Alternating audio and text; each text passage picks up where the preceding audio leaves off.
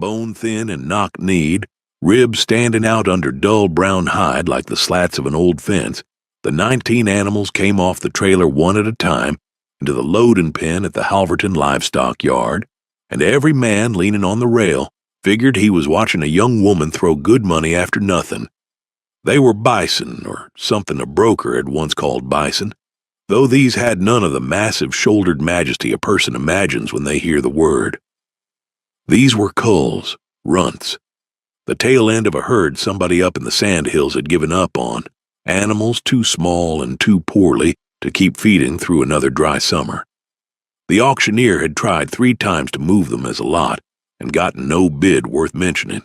And then this girl, Marlo Kessler, 22 years old with dust on her boots and her grandfather's canvas coat hanging off her shoulders, had raised one finger and paid a price so low the men laughed out loud when it was announced. She did not laugh with them. She stood at the rail and looked at those 19 bison for a long time without saying anything, the way she looked at most things, and then she went to the office and paid in cash from a coffee can and signed her name and asked, plain as milk, if anyone could recommend a fellow with a stock trailer big enough to haul the lot out to the Round Creek Road. Before we go any further down this road with Marlo, do me a small kindness. If a story about someone being underestimated is the kind of story you came here for, tap that like button so more folks stumbled into it, and drop a comment telling me what town or county you're watching from tonight, because I read them all and I like knowing where these stories land. Now, let me tell you how a girl nobody took seriously ended up with the only green pasture in 3 counties. The men at the Halverton yard had names, and the loudest of them was Dorsey Brandt, who ran 1,100 head of black baldy cattle on the good bottom land east of town, and had done so for 30 years, and considered himself, not without reason, the last word on what would and would not work in that country. Dorsey watched Marlo load her 19 sorry buffalo, and he said to nobody and to everybody that the girl had bought herself 19 mouths and no meat, and that those animals would be dead or ate by coyotes before the first hard freeze, and that this was what came of children inheriting land they had no business running. He said it the way he said most things, calm and certain, offering it up as a fact for consideration rather than an insult, and the men around him nodded because Dorsey Brandt was usually right, and being right was his whole life. What none of them knew, because Marlo did not explain herself to men who had already decided, was that she had not come to the yard to buy cattle and had not intended to buy anything at all. She had come to sell a broken swather and buy a used water tank, and she had wandered over to the pens the way you wander toward a fire, and she had seen those 19 bison standing there in their misery, and something in her had gone quiet and still and certain in a way she could not have argued for if her life depended on it. She had looked at them, and she had not seen culls. She had seen animals that had survived. 19 out of a herd that had lost far more. 19 that were still standing after a summer that had killed the fat, easy ones.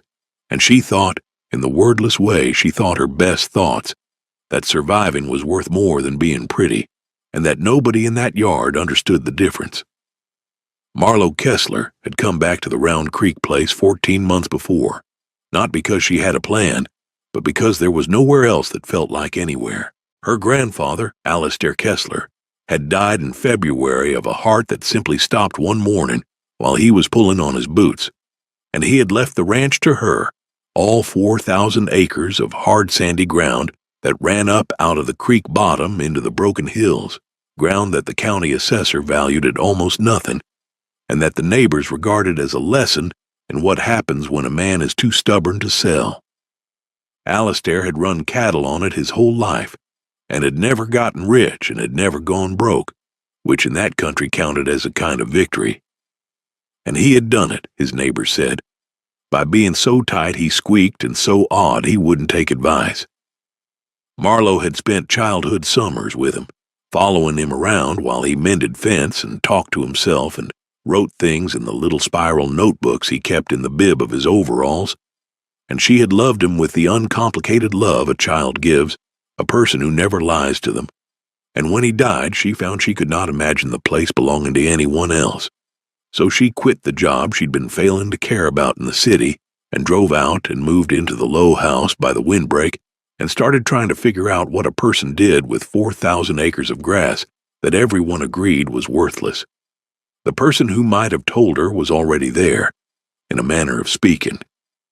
Her great-aunt Verna, Alistair's older sister, lived in a trailer set on blocks a quarter-mile from the main house, 86 years old that spring and hard as a fence post, a woman who had outlived 2 husbands and a son, and who wore men's work pants and a canvas chore coat identical to Alistair's, without a shred of self-consciousness, because she had earned the right to wear whatever kept the wind out. Verna did not talk much. She had said perhaps 40 words to Marlowe in the first month, most of them concerning the proper way to bank a stove, and Marlowe had learned quickly that Verna's silence was not coldness, but economy, that the old woman spent words the way she spent everything, carefully, and only when the return justified the cost. It was Verna, though, who first put the notion in the air, and she did it without meaning to, the way she did most things that mattered. They were standing at the fence one evening in the fall after the death, looking out at the near pasture where the grass had gone gold and brittle. And Marlowe said she didn't understand how her grandfather had ever made a living off ground this poor, and Verna was quiet for a while, and then she said that Alistair used to say the ground wasn't poor, it was just waiting for the right mouth. Marlowe asked what that meant, and Verna shrugged and said she didn't rightly know, that Alistair said a lot of things, and that most of them turned out to make sense about 10 years after you'd stopped listening. Then she went back to her trailer, leaving that sentence hanging in the cold air. And Marlowe stood at the fence long after the light was gone, turning the words over, feeling that they mattered without knowing why. The ground wasn't poor. It was waiting for the right mouth. She wrote it down that night in one of her grandfather's old spiral notebooks, which she had taken to carrying, and she did not understand it, and she kept it anyway. The notebooks were the thing. There were dozens of them, decades of them, stacked in a wooden ammunition crate in the corner of the machine shed. And through that first winter, Marlowe read them the way other people read scripture, slowly, at the kitchen table, by the light of the one good lamp, and most of it was rainfall figures and calving dates and the prices he'd gotten and the prices he'd been cheated on, the plain accountancy of a life lived close to the dirt. But scattered through the numbers were the other things, the observations, the odd asides Alistair wrote when a thought caught him, and it was in a notebook from the year Marlowe was born that she found the entry that would, in time, change everything. Though she read past it 3 times before it snagged. The native grass, he had written, in his cramped, upright hand, wants a native animal. Cattle graze it wrong. They stand in the low, wet places and eat it to the dirt and never touch the tall, coarse stuff on the ridges. And so the good grass dies out and the poor grass takes over. And every year you lose a little more ground to the plants that came from somewhere else. He had written that the buffalo used to move across this ground and never stayed, that they ate the coarse tops and moved on and left the roots alive, that the whole prairie had been built by an animal that never overstayed its welcome, and that he had half a mind, some year when he had the money, to try running a few and see. He never had the money. He had underlined the words "a native animal" twice, and beside them, in the margin, he had written "someday." Marlowe read that entry on a February night with the wind coming hard out of the northwest and rattling the storm windows, and she felt the hair stand up on her arms, because she had already, the previous fall, without knowing why, stood at a livestock yard and looked at 19 ruined bison and felt something go still inside her. She had bought them before she read this. She had bought them on a feeling she couldn't explain. And now here was her grandfather, dead a year, telling her from inside a spiral notebook that the feeling had a reason. The ground wasn't poor. It was waiting for the right mouth. And the right mouth, Alistair had believed, was the very animal the whole county had laughed at her for buying. She sat at that table a long time. Then she wrote in her own notebook, under Verna's sentence, the word that her grandfather had left in the margin, someday, and under that she wrote, now. The trouble with now was that 19 skinny bison do not know they are the fulfillment of anyone's prophecy, and through that first spring they did their best to prove Dorsey Brant right. They were wild in a way cattle are not, and they tested every fence Marlowe owned, and twice in April she spent a whole day and half a night pushing them back off the county road with the help of a neighbor kid named Tice Holland, a gangly 16-year-old who lived down the Round Creek Road and who had appointed himself, without being asked, Marlowe's ranch hand, mostly because his own father raised nothing but complaints, and Tice was hungry to be useful somewhere.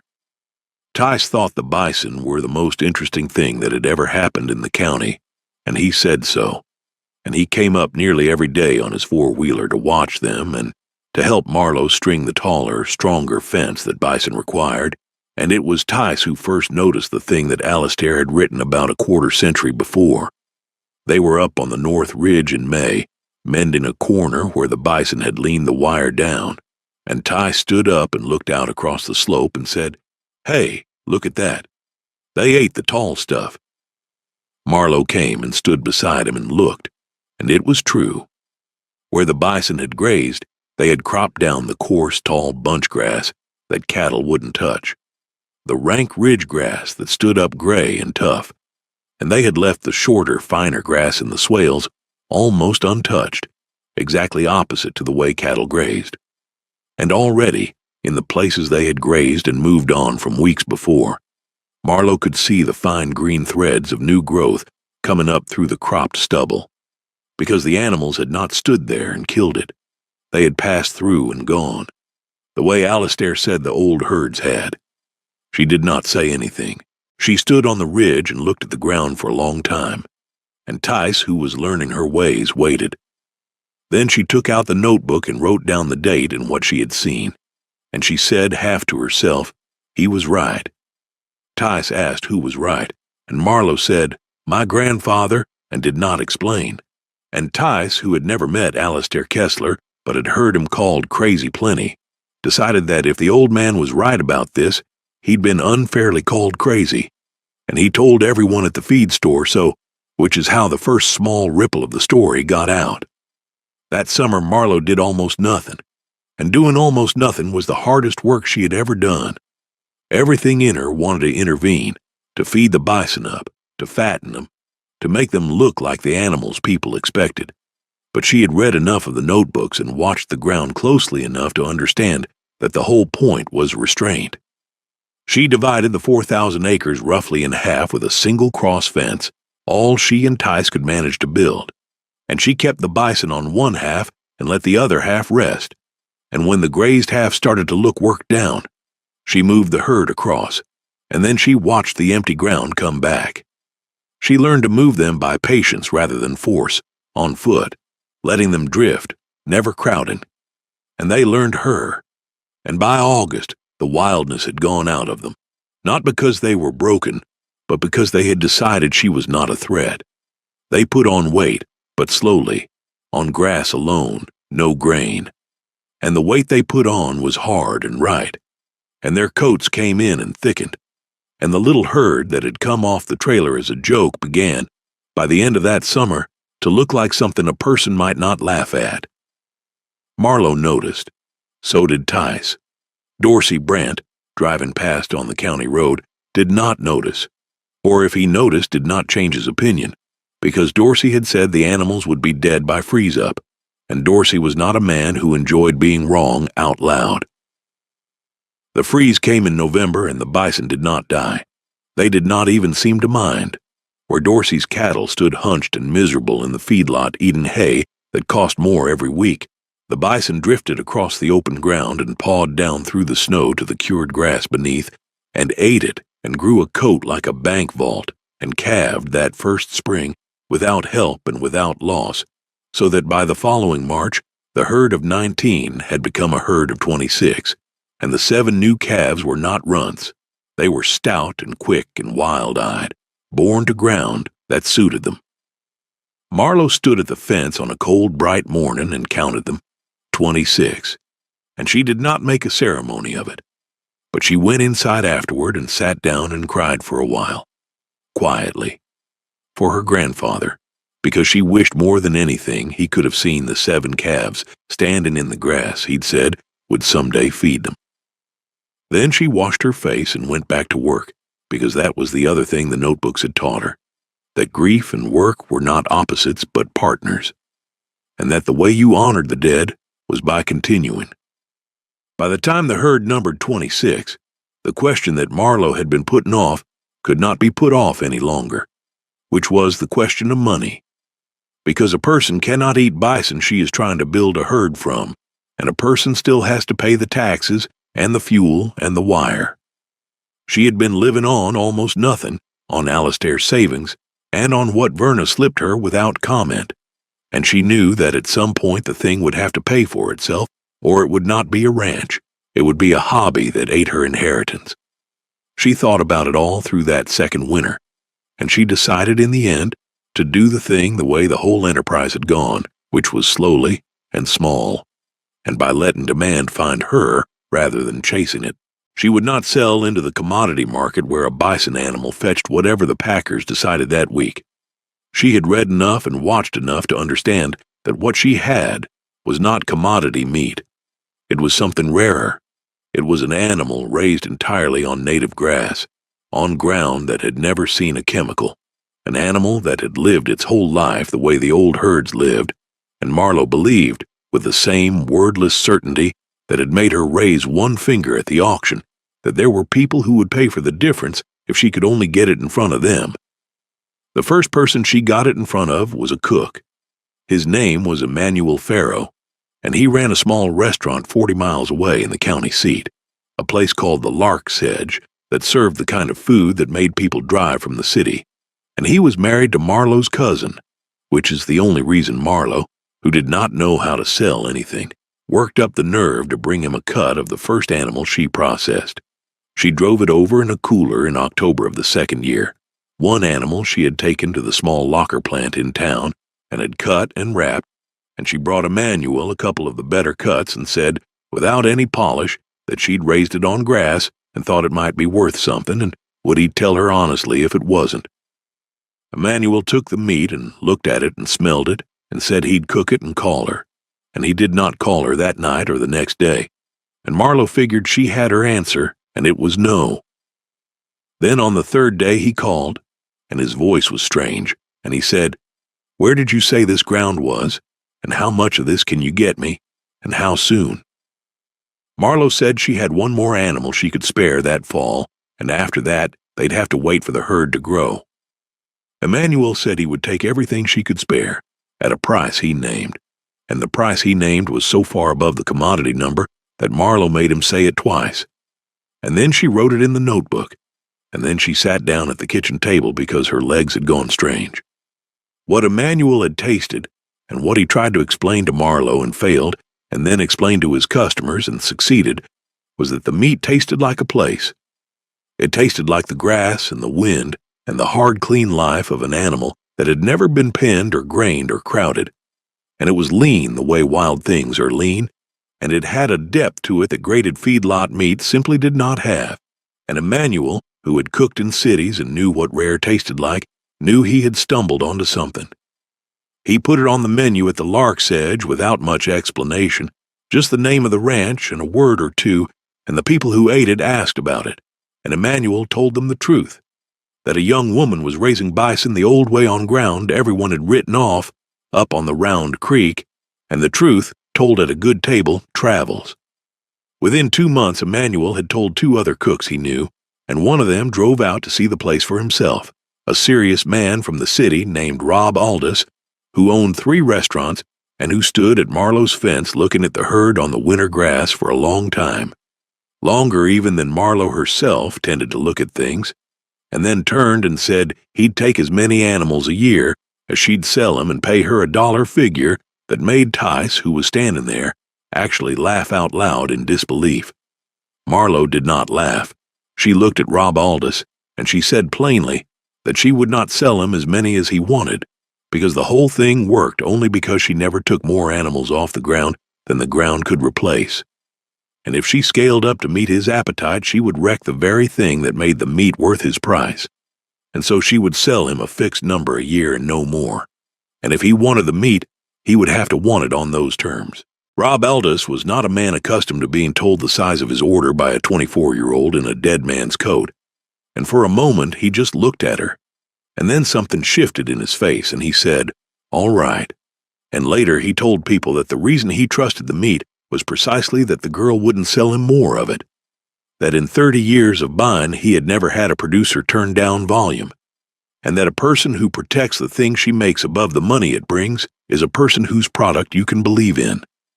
So the terms Marlowe set out of stubbornness became, in the mouths of the men who repeated the story, the very proof of quality. And the price went up rather than down. And Marlowe wrote all of it in the notebook and told nobody at the feed store. And the story got out anyway, the way water gets out, finding every crack. The place the story got out was Ledasorn's gas station out on the highway, which was the true courthouse of that country, the place where every rancher and hired hand and tank truck driver stopped for coffee, and where Leda, who had run the register for 31 years, gathered and dispensed the news the way a bank gathers and dispenses money. Leda had known Alistair Kessler and had liked him, which put her in a minority. And she had watched his granddaughter come and go in the dead man's coat for 2 years, buying fence wire and fuel and saying little. And Leda had wondered about her the way she wondered about everyone. So when Tice Holland came in one afternoon that second winter and could not keep from telling her, because Tice at 17 could not keep from telling anyone anything, that a fancy cook from the city had driven all the way out to the Round Creek and paid Marlowe Kessler more for 1 buffalo than Dorsey Brant got for 4 steers, Leda filed it away and then, over the following weeks, dispensed it. She dispensed it to the tank truck drivers and to the fence crew and to the wives who came in for lottery tickets, and she dispensed it eventually to Dorsey Brant himself, who was standing at her counter one gray morning in January, paying for diesel and complaining about the price of hay, which was the highest anyone could remember because the fall had been dry and everyone was feeding early. Leda, who did not much like Dorsey and did not mind needling him, said, easy as anything, that she heard the Kessler girl wasn't buying any hay this winter, that she heard those buffalo of hers were fattening on snow-covered grass while everybody else went broke feeding, and that she heard a city man had paid the girl a fortune for a single animal. Dorsey set his money on the counter and said that he'd believe it when he saw it, that a person could tell any story they liked but the market didn't lie, and that come spring when the girl had to sell into the same market as everyone else, she'd find out what those animals were really worth, which was nothing much. Then he took his change and left, and Leda watched him go and said to the woman behind him in line that Dorsey Brant had been wrong about the weather every year for a decade, and she didn't see why he'd start being right about buffalo now. This was the thesis, spoken plainly at the counter of a gas station, the thing the rest of the story would spend itself disproving. Come spring, she'll sell into the same market and find out those animals are worth nothing. Dorsey believed it the way he believed the sun came up. And spring came, and it did not go the way Dorsey believed, because spring came, and the rain did not. The drought that everyone in that country would come to mark time by, the drought they would speak of afterward as the year the creeks quit, began quietly as those things do, with a dry March and a dry April, and a growing unease at Leda's counter. And then it did not break, and by June it had become the thing that dominated every conversation and every prayer and every ledger in 3 counties.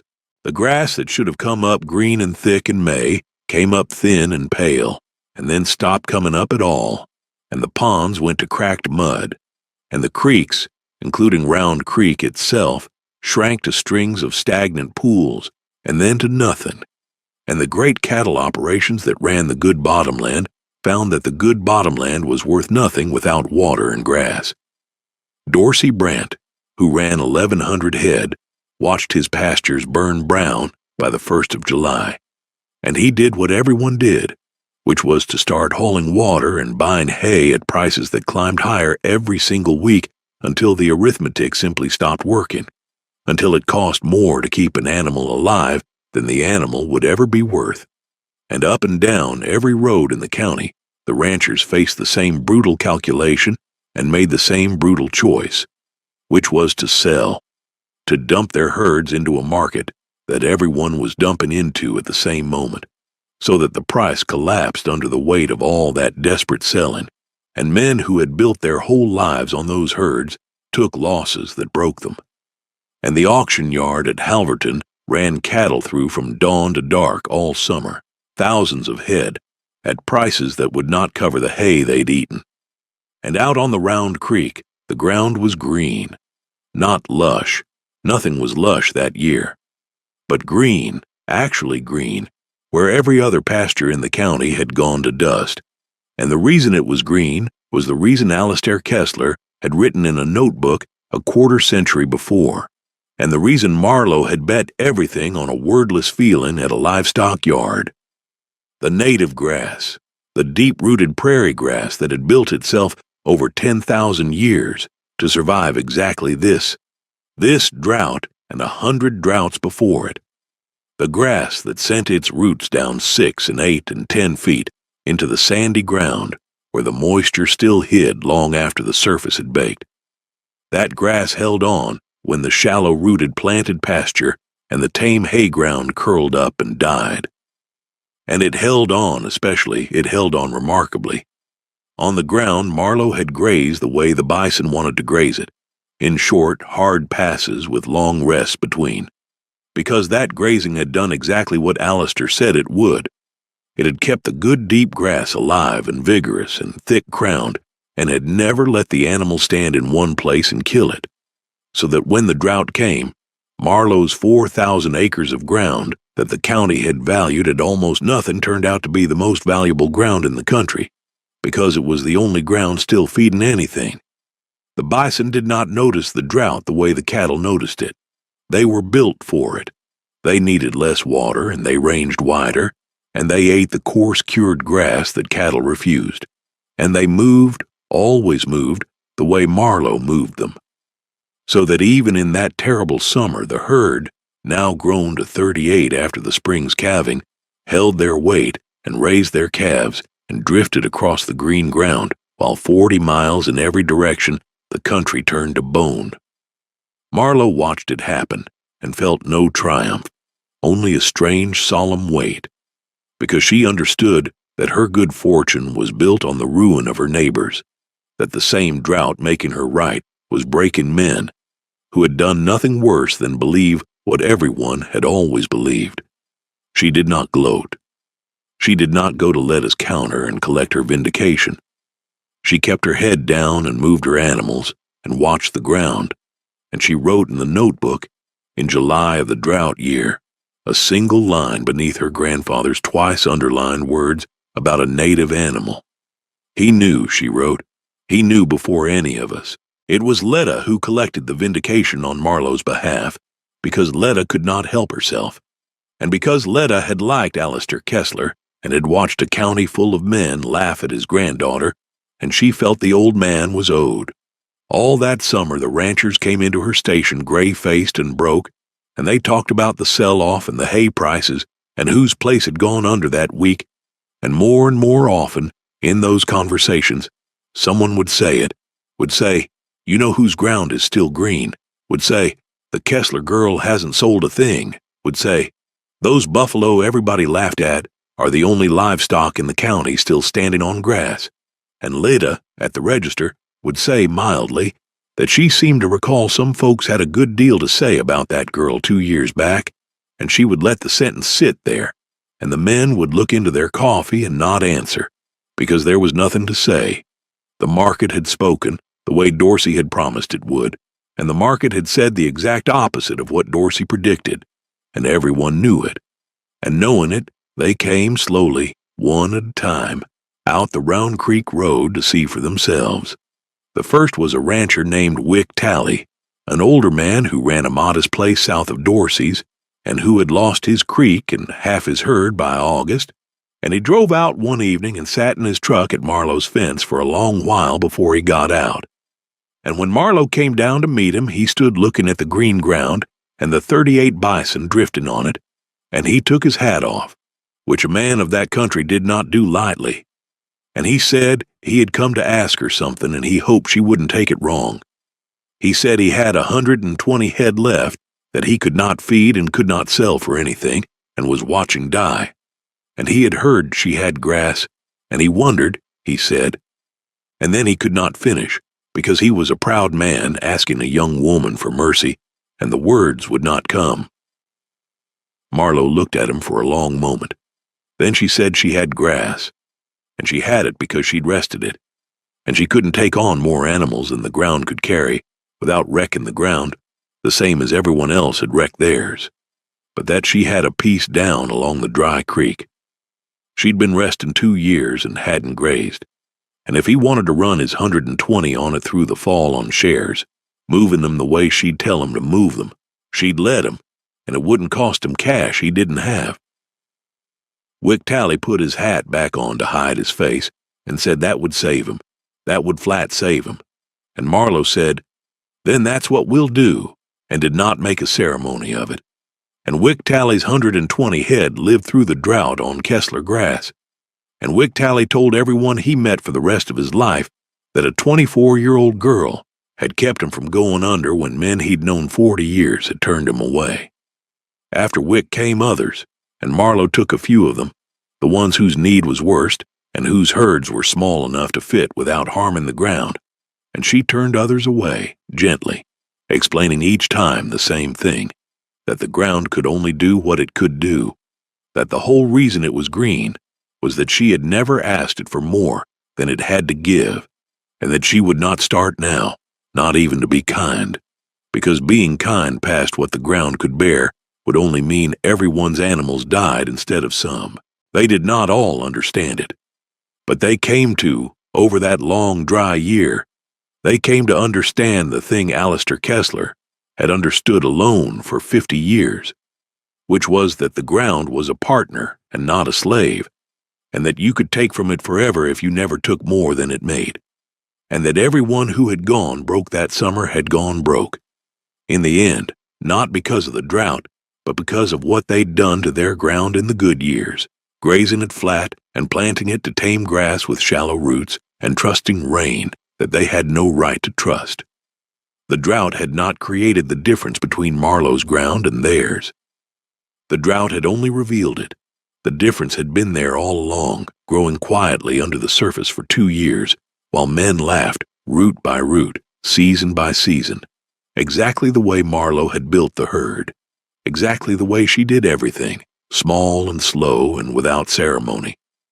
Dorsey Brant came last, and he came in October, when the drought had finally broken with a cold rain that came too late to save anyone's summer. And he came not to ask for grass, because he had already sold down to a couple hundred head and made his peace with his losses, but to say something, which for a man like Dorsey was harder than asking for grass would have been. He drove out the Roan Creek Road on a gray afternoon, and Marlowe saw the truck and knew it and walked down to the fence and waited. And Dorsey got out and stood on the other side of the wire, and neither of them said anything for a while. And then Dorsey looked out at the ground, which even after the drought was greener than his had been in June, and he said that he'd said some things 2 years back at the yard. Marlowe said she remembered. Dorsey said he'd been wrong, and he said it flat, without softening it, offering it up the way he'd offered up the original insult, as a fact for consideration.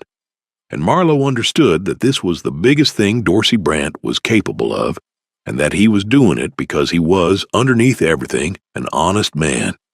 And honesty had finally cost him something, and he was paying it. He said her grandfather had understood something the rest of them never had. He said he wished he'd asked Alistair about it while the old man was alive instead of writing him off as a crank. He said he supposed it was too late for him to learn much of anything, being 61 and set in his ways, but that he had a grandson coming up who might have a longer view. And he wondered, he said, and then he did the thing Wicktally had done. He ran out of words, and Marlowe, who had learned patience from a woman who spent words like gold, let him stand there until he found the last of them, which were, "Would you show the boy?" Marlowe said she would, and that was all. Dorsey did not make a large production of it. He got back in his truck and drove home, and he never spoke of it again. But the following spring, his grandson came out to the round creek, and Marlowe showed him the ground and the grass, and the way the animals moved across it. And the boy wrote things down in a notebook, and something old and buried in that country began, very slowly, to turn over and take root. Verna lived to see it. She lived to see the drought break, and the neighbors come and Dorsey Brant take his hat off at the fence. And one evening that fall, Marlowe found her standing at the fence line in the last of the light, looking out at the green ground and the bison. The old woman in the canvas coat, identical to the one Marlowe wore. And Marlowe came and stood beside her, and neither of them said anything for a long while, which was the way they talked. Then Verna said that Alistair would have liked to see this. Marlowe said she thought about that every day. Verna said that her brother had spent his whole life being right about things 10 years too early, and that being right too early looked exactly like being wrong, and that most people never lived long enough to see the difference, and that it was a mercy Marlowe had. Then Verna was quiet again, and Marlowe saw that the old woman was tired in a way that went deeper than the evening, and she took her aunt's arm and walked her back to the trailer slowly.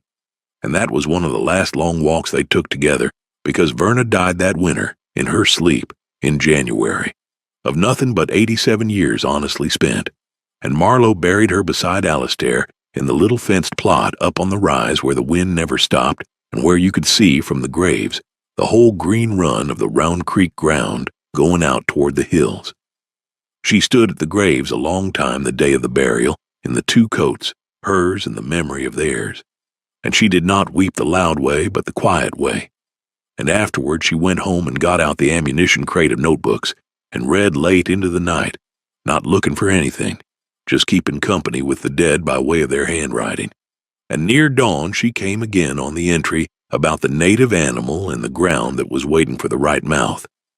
And she read the word he'd left in the margin someday, and below it, in her own hand from 3 winters back, the word now, and she understood that the whole arc of the thing was finished, that the someday had become a now, and the now had already begun to become a legacy, and that this was how it was supposed to go, the past speaking to the present and the present listening long enough to prove the past right.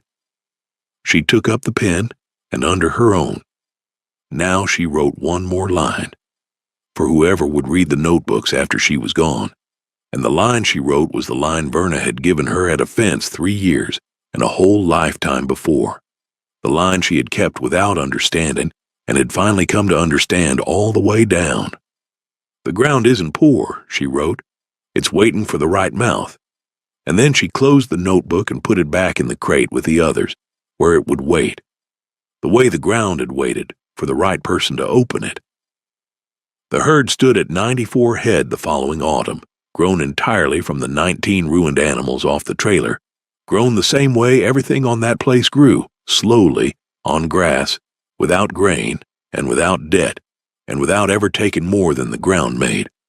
And Marlowe expanded, when she expanded, by leasing the ruined ground of neighbors who had gone under, and letting the native grass and the bison bring it back to life over years, so that piece by piece the country around the Round Creek began to turn green again, one rested pasture at a time. Emmanuel Farrow still bought his animals, and Rob Aldous still bought his fixed number and no more, and still told everyone that the reason he trusted the meat was that the girl would never sell him extra, and the story of the Kessler ground spread the only way it ever had, by word of mouth, from one table to the next, from Letta's counter out to the tank truck drivers and back, never by any advertisement, because Marlowe never bought one and never would. And on a bright cold morning in November, 6 years after she had raised one finger at a livestock yard and been laughed at by every man on the rail, Marlowe Kessler stood at her fence in her grandfather's coat and watched the bison drift across the green ground toward the ridge, and a stock trailer came up the Round Creek Road, and Dorsey Brant's grandson got out to help her load the animals bound for the city, and the boy stood beside her at the rail and looked at those animals for a long time in silence before he moved, the way she had taught him, the way it had been taught to her, and Marlowe watched him look and understood that the thing would go on now without her, which was all any of it had ever been for. If this story reached you, do one thing with it. Send it to somebody in your life who has been told that what they have, or what they are, or what they see isn't worth much. Because those are exactly the people who need to hear that worth doesn't argue. It just waits, and then it proves itself. Tell me in the comments about a time you were underestimated and turned out to be right, because I want to hear it. And tell me what corner of the world you're reading this from tonight. What town, what county, what stretch of road. Because I read every single comment that comes in, every one. And there is not a single story you could leave that I won't sit with, the way Marlowe sat with those quiet green hills.